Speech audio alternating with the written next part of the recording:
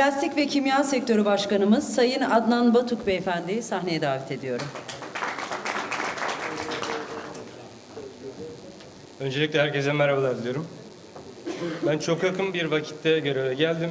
2019'da bir şeyler yapıldı ama inşallah önümüzdeki senede 2020 için çok daha büyük hedeflerimiz var. Kısaca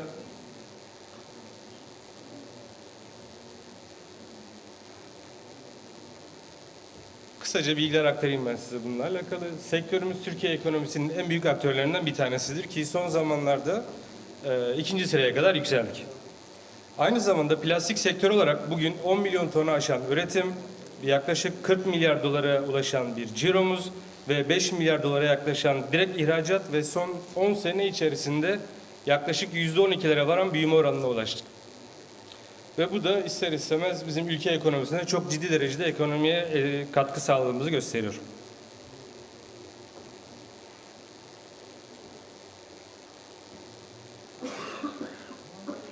En büyük amaçlarımızdan bir tanesi de kamu kurumlarına hızlı ve etkin doğru bilgiler aktarabilmek. Sektörümüzle alakalı çok ciddi sıkıntılarımız var ve biz bu sıkıntılarımızı özellikle şube temsilcilerimizden de toparlayarak kamu kurumlarına hızlıca aktaracağız ve buradaki sorunlarımıza çözümler üretmeye çalışacağız. Burada da özellikle benim herkesten ricam, bütün şubeler için özellikle herkes kendi sektörüyle alakalı, kimya sektöründen özellikle isteğimiz, eksiklerimiz, hatalarımız, devletin yaptığı yanlışlıklarla alakalı bizlere bilgiler sunarsa biz de bunlara istinaden gerekli kamu kurumlarına bütün bilgileri aktarırız ve buradaki eksikleri, hataları düzeltmek için elimizden gelen her türlü çalışmayı yaparız.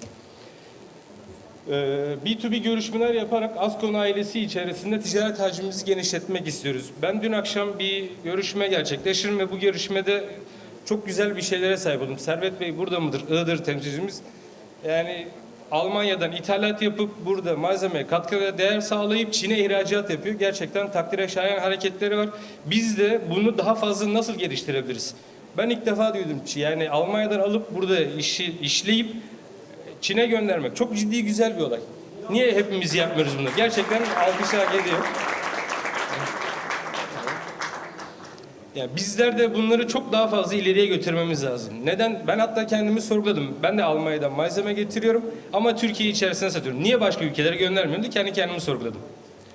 Hepimizin bu konuda daha fazla gayret göstermesi gerekiyor.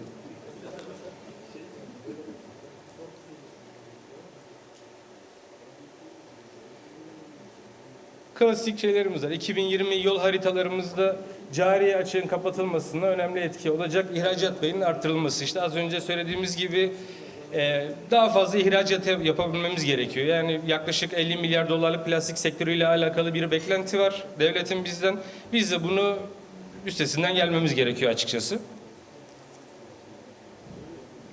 Ayrıca şurada geçtiğim en alt tarafta sektörle ilgili diğer dernek ve STK'lar ile ortak hareket edip geniş kapsamlı çözümler bulmamız gerekiyor. Burada bütün yani şube başkanlarına da özellikle söylüyorum, kendi sektörüm ile alakalı plastik kimyadaki bütün arkadaşları bir araya getirip biz burada bütün diğer derneklere, diğer STK'lara dolaşıp hep birlikte beraber bir şekilde hareket edelim ki ben bunu daha 2 gün önce akşamleyin yaptım. Aynı zamanda İstanbul Ticaret Odası'nda ben 68. Plastik Kauçuk Komite üyesiyim. Biz farklı 4-5 tane ayrı İstanbul Ticaret Odası, Sanayi Odası, PAGEV Derneğimiz, PAGDER Derneğimiz bütün hepimiz beraber bir araya geldik. Hepimiz ayrı ayrı bağırdığımız zaman sesimizi kimse duymuyor. Ama ortak ses olduğumuz zaman bütün herkes devletin hangi kademesine gidersek gidelim bizim sesimizi duyuyorlar ve söylediğimizi yapmak zorunda kalıyorlar. Baktığımız zaman bürokratlar her şeyi görüyorlar mı diye bir beklenti içerisindeyiz. Ya böyle bir eksik var. Ya niye görmüyorlar diyoruz. Ancak onlar bunları görmüyorlar. Onlara bizim iletmemiz gerekiyor. Biz de bütün herkesten isteğimiz kendi şahsi sektörüm adına ve diğer sektör arkadaşlarım adına bizlere herkes bilgiler aktaracak ki biz de gerekli merkeze bilgilerimizi aktaracağız ve bürokratlara da bunlar gittiği zaman biz de bunlara çözüm bulmaya çalışacağız. 2020 yılı içerisinde işte kamu ziyaretlerimiz olacak. Ticaret Bakanlığı'na, İstanbul Ticaret Odası 68. Plastik ve Kauçuk Komitesi'ne, Türkiye İhracatçılar Meclisi Başkanı'na, İstanbul İKİMİP Başkanı'na Aynı zamanda üniversitelere ve KOSGEB müdürlüklerine. Üniversitelerde Yalova Üniversitesi'ni yazdım. Özellikle inşallah önümüzdeki hafta 19 Kasım itibariyle biz Yalova Üniversitesi'ne gideceğiz. Belki son zamanlarda duymuşsunuzdur. Kennedy'den plastik ham madde üretimi başladı. Ve Yalova Üniversitesi'nde Mustafa hocamız bunu başlatmış ve biz de bunu daha fazla nasıl ileriye götürebiliriz veya daha farklı başka malzemelerden neler yapabiliriz diye ziyaretlere gideceğiz. Ve biz de burada bulunurken Askon ailesi olarak direkt toplantıya katılacağız. Hatta daha da bir tık öteye de gidelim. Fındık kabuğundan plastik ham madde üretimine başladık biz şimdi. Yani bununla alakalı çalışmalarımızı yapıyoruz. İnşallah başarılı da olacağız. Az önce bahsettiğim diğer STK'larla alakalı ziyaretlerimizde bizim sektörümüzde çok ciddi etkiye sahip olan PAGEV var, PAGDER var, Ambalaj Sanayicileri Derneğimiz, EVSİT, MÜSİAD ve TÜMSİAD dernekleri var. Burada bizim sektörümüzde özellikle medyada da çok ciddi derece duyulan PAGEV derneğimiz var, bakımımızda doğrusu. PAGEV Vakfı'nın yönetim kurulu başkanı Yavuz Eroğlu sağ olsun çok ciddi güzel çalışmalar yapıyor. Biz de işte 2 gün öncesinde onunla beraber bazı çalışmalarda imza attık. İnşallah daha da ileriye de taşıyacağız bunu. Ayrıca en orta tarafta bu gördüğünüz EVSİT Derneği var. EVSİT Derneği ev ve mutfak eşyaları üreticilerinin kurduğu bir dernektir. Bunlar yaklaşık son 12 ay içerisinde 8 ya da 9 tane ülkede fuarlar düzenlediler.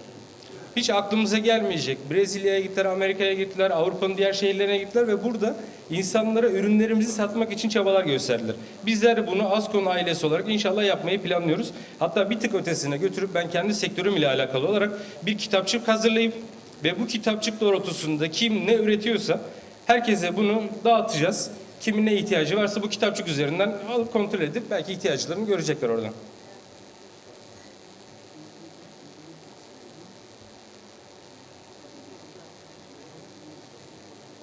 Kusura bakmayın biraz cihaz. Pili bittiyse o zaman biz de yavaş yavaş yapalım. Fuarlarımız var. Bu cihazı götüremedik ama fuarlarımız var. Bizim plastik sektörünün en yoğun olan ayları Nisan, Mayıs, Haziran ve Ekim, Kasım, Aralık aylarıdır. Biz burada çeşitli fuarlara gideceğiz. Nisan ayında Çin'e gideceğiz. Mayıs ayında Almanya'da Interpack fuarına gideceğiz. Haziran'da İstanbul'da genel bir plastik fuarımız var. Ekim ayında Almanya'da Fakuma dediğimiz bir plastik ambalaj fuarı var. Oraya gideceğiz. Kasım 2020'de İstanbul'da Chem Show var. Aralık ayında da Plus Euro Asya fuarımız var. Bu da bizim sektör için en büyük fuarımızdır ki daha bir ay öncesinde de bizim Almanya'da dünyada 3 senede bir yapılan dünyanın en büyük plastik fuarı vardı. Oraya da biz de Askon olarak katıldık ve gayet de güzel görüşmelerimizi de yaptık. İnşallah diğer fuarlarda da gerekli görüşmeleri yapacağız. Yıllık planlarımız var. Biz burada Ocak'tan işte Aralık ayına kadar belli işte üye ziyaretlerimiz olacak, belli şubeli ziyaretlerimiz olacak.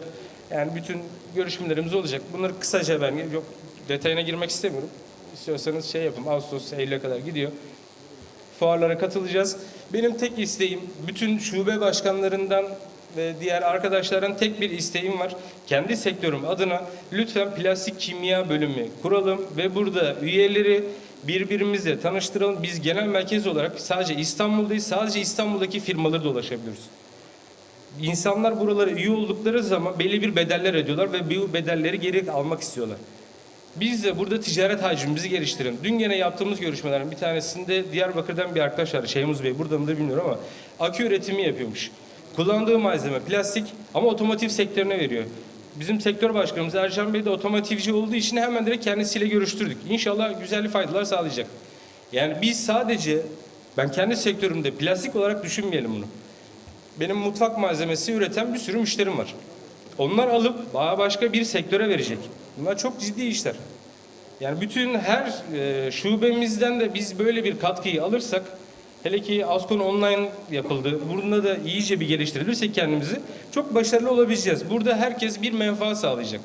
Tamam biz belli manevi değerlere sahip bir aileyiz. Ancak önceliğimiz her zaman için ticaretimiz. Ticarette kazanabilmek için de birbirimizi hep değmemiz gerekiyor. Herkesten özellikle ricam, bütün şubelerden özellikle ricam, lütfen sektör bölümlerine biraz daha fazla eğilelim ve genel merkeze daha fazla bilgi aktarımı yapalım ki biz de merkez olarak eksik kaldığımız noktaları da tamamlayalım. Çok teşekkür ederim beni dinlediğiniz için. Herkese teşekkürler.